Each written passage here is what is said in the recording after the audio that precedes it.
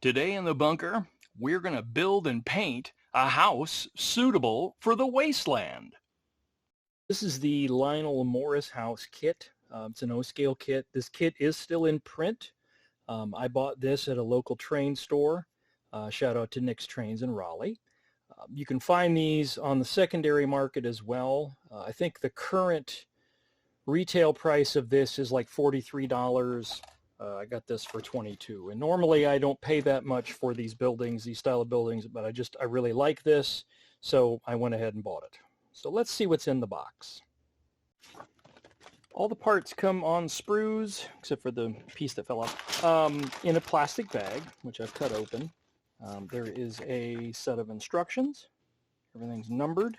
And there's also a pack of the window material, which looks to be pretty good grade clear plastic, so that should work very well. Well, I'm going to get everything arranged and we'll start assembling this. This kit really isn't set up super great, it looks like, for an interior. I may be incorrect, but let's get stuck into it and see what we can build. The instructions show you clearly which sprues are lettered and numbered, and at least on some of them it's actually molded into the plastic. So it's fairly easy, straightforward kit. The assembly is very much like Plasticville, where it's interlocking tabs, though I think these are definitely meant to be glued together permanently and not can be taken back apart like a Plasticville kit might. So I'm going to cut out one of these sections, the J section, which is the main house section. We'll get that put together and then we'll take a look at what we have. This goes together fairly easily. I used some Plastruct cement and just put it in the spot where the tabs would go and let that set for a minute to get a little bit just slightly tacky, and then slid everything together. The edges of the walls are beveled, so they make a nice 45-degree angle. There's a nice join there, so you can wick in some cement later, like the Plastruct or whatever kind of glue you're using. So I'm going to let that set up and we'll start moving ahead on some of the other wall sections and get those ready. One thing I did want to mention about the sprues is I really like the thickness of these. They would make some fantastic bits for industrial piping if you're making some kind of large factory or Necromunda terrain or something like that. You could make some pretty good pieces out of that. When you do the roof sections, I find it handy just to kind of tape them together. They do have some little braces inside. I just put my cement in there, and tape both sides, get it positioned the way I want, and then hold it for a little bit. This plastic really, really likes, #really, the Plastruct cement. And it works extremely well. It sets up very, very fast. It's much faster than the average Plasticville plastic. That's not a knock on Plasticville. It's just, it doesn't really care for this cement all that much. This Lionel stuff works great. And then once you get your roof sections on, you can kind of get this set up and then get it aligned, and that will tell you where to glue the lower sections together. It's kind of wonky. Once it's all together, it'll be like that, which is why I say it doesn't really, let me put it where you can see it. It doesn't really lend itself great to an interior, but I'll probably put at least a floor on there and we'll call it good. All right, we're here.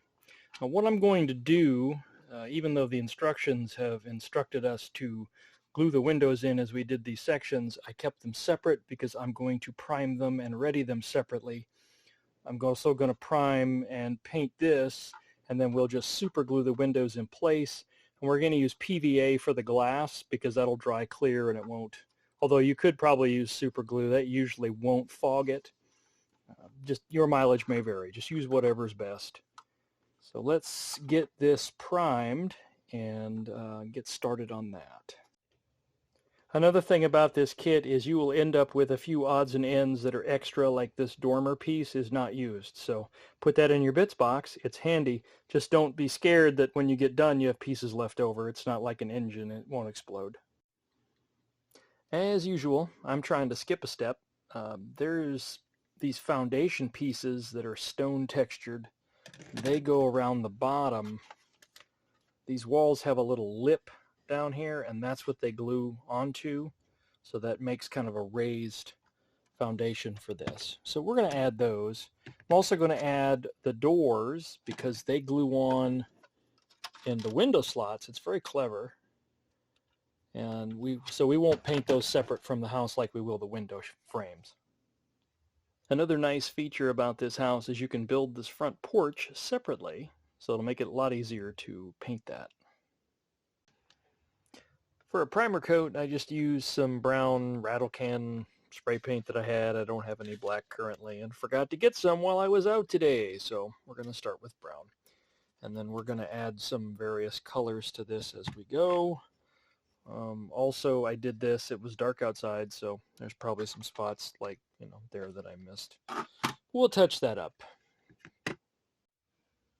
Took a bit of a break on this project. I didn't really mean to.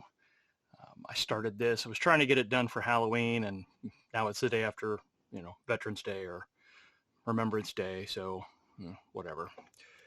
But a couple things. I left the front porch separate. You don't have to do that. I just did it for ease of transportation. I went ahead and overbrushed / dry brushed the roof tiles, the shingles. Did the same thing with the chimney to accentuate the brick. That's just a mix of barn red and a nutmeg brown color. You get kind of an orangey red brick color. It's kind of nice. I ended up using a technique that I had seen over on Abandoned Miniatures, where I put down a coat of PVA glue and then airbrushed over it, and when it dries, it cracks. And I don't know how well you can see it on this. I think it's too subtle for this scale. Plus, I may have gone a little light on the PVA, so I got to work on that. I ended up just sponging over it. I used white primer over the dark brown, and it came out gray, so that actually worked for me. Then I just sponged on white, and it gave it a pretty good peeling paint effect. And then I went ahead and put the plastic in the windows. The kit comes with this, there must be 6 sheets in here, and I used 1 sheet and part of, the little tiny part of another to make these windows. They fit in there a little odd, so they're kind of a pain to do. I just put PVA on the window bits inside and then push them in, and once they firmed up, then they're pretty secure. I just put on some matte varnish with the airbrush just to kind of accentuate the dirtiness of the windows and make them a little easier to see. When they're really clear, you almost can't see them because they're clear. But all in all, I am pretty happy with this. This is the Lionel Morris House kit. It's the same kit is the basis of 2 other houses. They just have different, like one of them is the Olson house. It's this part, and then there's a garage that comes off on the side.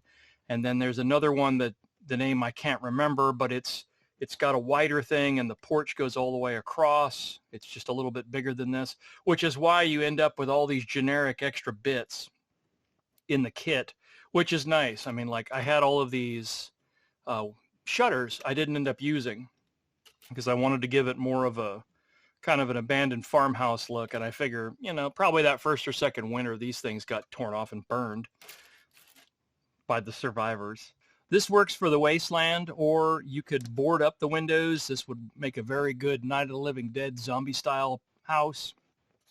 A lot of different uses, or you could put it on your train layout. I mean, that certainly works too. So anyway, there it is, the Morris house. I hope you guys enjoyed it. I hope this inspires you to make something awesome, and I hope you have a fantastic day.